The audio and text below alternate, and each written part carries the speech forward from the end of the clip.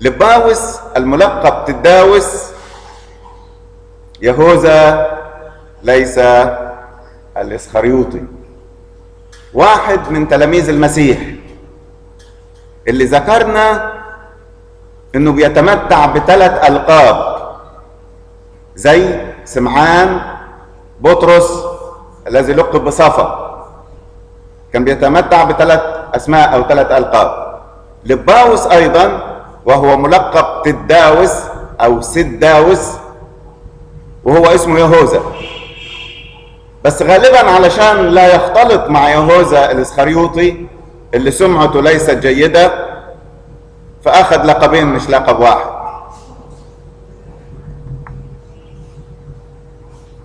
لباوس اسم عبري معناه شجاع أو محبوب. أستطيع أن أقول لباوس يساوي في الأسماء الموجودة عندنا، الأسماء اللي بنحبها وكانت موجودة عندنا، اسم لبيب، لباوس، لب صاحب قلب. وصاحب القلب إما أنه يكون شخص عطوف حنون محب، أو أن يكون ذو قلب قوي لا يخاف، والصفتين لا تتعارضان. فيمكن أن يكون إنسان ذو قلب قوي لكنه أيضا رحيم ولطيف. لباوس كان يسمى أيضا تداوس أو سداوس، ويسميه لوقا يهوذا أخا يعقوب. ولعل لباوس وتداوس كما ذكرنا كانا لقبين له لتمييزه عن يهوذا الإسخريوطي الذي أسلم الرب. قد يكون لباوس مشتقا من الكلمة لب أي قلب، وسداوس من الكلمة الأرامية سد أي ثدي الأم، وكلا الاشتقاقين يتضمنان معنى الابن المحبوب. ومن أسماء الله إيل سداي أو إيل شداي أي القوي أو الحنان مسدد الاحتياج. أما عن الصورة التي تظهر أمامنا هي صورة أرطميس أو صورة ديانا معبودة أفسس، كانت تصور إذا استطعنا أن نميز الصدر مليان بالأسداء، مش ثديين اتنين بس، مليان بالأسداء، رمز إلى الخير والعطاء والإطعام والحب والحنان. ولكن أستطيع أن أقول مهما صوروا لا يستطيعوا أن يصفوا حبا مثل حب ربنا الذي ظهر في المسيح يسوع على الصليب، فهو فقط إيل سداي وأيضا إيل شداي، فهو قوي في محبته، ومحبته لم تكن يوما ما ضعفا ولكنها في منتهى القوة. تحدوه انزل من على الصليب لنؤمن، ولكن كانت المحبة أقوى من التحدي.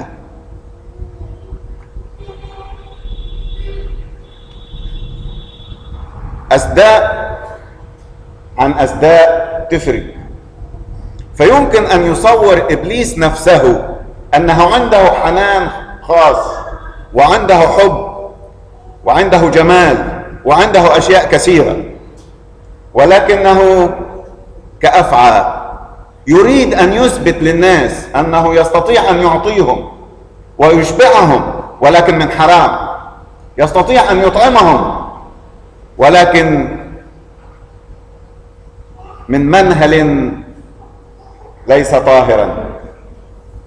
أحبائي، هنالك فرق بين إيل سداي الإله المشبع الحنون الخبز الحي النازل من السماء الذي يشبع ويروي ويعتني، وبين ما يقدمه الشيطان. وللأسف الشديد أن أناسا كثيرين يغويهم الشيطان ويظنوا أنهم يجدون في الشيطان وفيما يقدم شبعا لحياته، ومن يوم إلى يوم يتأكدوا أنهم يذهبون من مستنقع إلى آخر. لكن يا ليتهم يدركون قبل فوات الأوان فيرجعوا إلى النبع الحقيقي والخبز الحي النازل من السماء، ولا يغوون بما يصنع إبليس.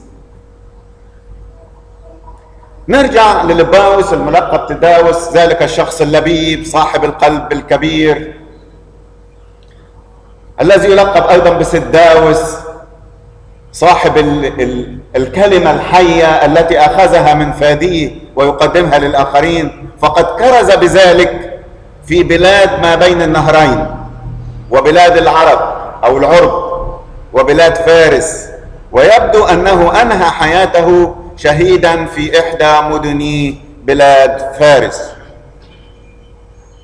ويذكر أيضا يوسابيوس المؤرخ أن القديس توما الرسول أرسل القديس تداوس اللي هو بنتكلم عنه، اللي هو يهوذا ليس الإسخريوطي، إلى أديسا ليكرز، وهناك شفى ملكها. وأريد هنا أن أقول شيئا، أن الجميع يحتاجون إلى شفاء، ليس من يستغني، ليست كرازة وبشارة المسيح للفقراء فقط، ولكن الجميع يحتاجون لهذه الرسالة. وأعتقد أن أيامنا الحاضرة بكل ما فيها من أحزاب، وبكل ما فيها من رؤساء، وبكل ما فيها من مسؤولين، وبكل ما فيها من قيادات روحية، إنما الجميع يحتاجون إلى عمل المسيح الحي في القلب. الجميع يحتاجون إلى رسالة سلام، الجميع يحتاجون إلى الأمانة والصدق، الجميع يحتاجون أن ينظروا إلى هدف واحد، الجميع يحتاجون إلى رسالة بذل وعطاء.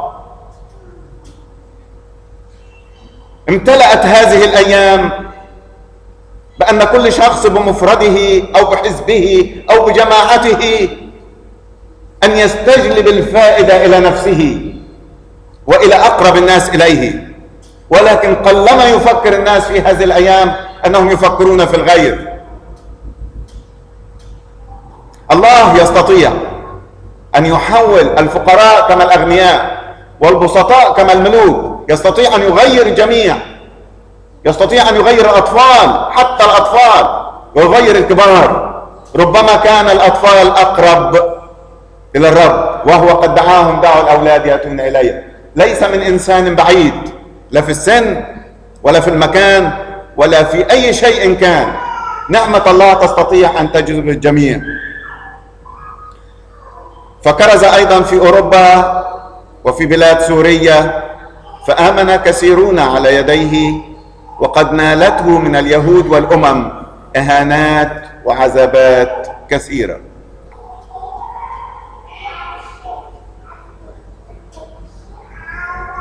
رسالة يهوذا كتبها لباوس الملقب تداوس، يهوذا ليس الإسخريوطي. رسالته كانت قصيرة كما قرأنا، نحن قرأنا الرسالة كاملة ونحن وقوف، لكن في شيء أكيد لاحظناه، أن هناك كثير من الكلمات الصعبة، بالرغم أن الرسالة قصيرة ولكن بها كلمات كثيرة صعبة، فيلزمنا أن نستوضح هذه الكلمات. فهو يذكر في المقدمة أنه عبد يسوع المسيح وأخوه يعقوب، وهذه الرسالة كتبت للمسيحيين بوجه عام، رسالة عامة تلزمنا في هذه الأيام، وكتبت حوالي عام 68 ميلادية، كتبت قبل خراب أورشليم، وإلا كان قد ذكر ذلك الخراب. غايتها التحذير من المعلمين المزيفين الذين اتسموا بفساد الإيمان المسلم مرة للقديسين، وإنكارهم للآب وللرب يسوع، والافتراء على الملائكة، متعجرفون ليس فيهم روح الخضوع، إباحيين أنانيين، وجملة هدف الرسالة حفظ الإيمان. بالرغم أن يهوذا ابتدأ يكتب الرسالة ويقول: أيها الأحباء، إذ كنت أصنع كل الجهد لأكتب إليكم عن الخلاص المشترك، اضطررت أن أكتب إليكم واعظا أن تجتهدوا لأجل الإيمان المسلم مرة للقديسين. وكما لو كان يهوذا يقول: كنت أريد أن أقدم لكم أيها الأحباء اختبارات الإخوة المؤمنين الذين تخلصوا، كنا نريد أن نتشجع معا، كنا نريد أن نفرح، ولكن هناك أمر خطير يجعلني أن أسكت عن الاختبارات في هذا الوقت.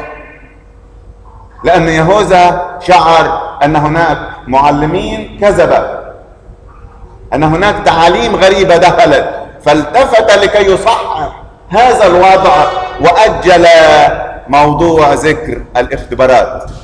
وتأجيل الاختبارات ليس معناه تأجيل الخلاص، ولكن الله يعمل في كل وقت، ولا يزال يعمل ويعمل في أي وقت.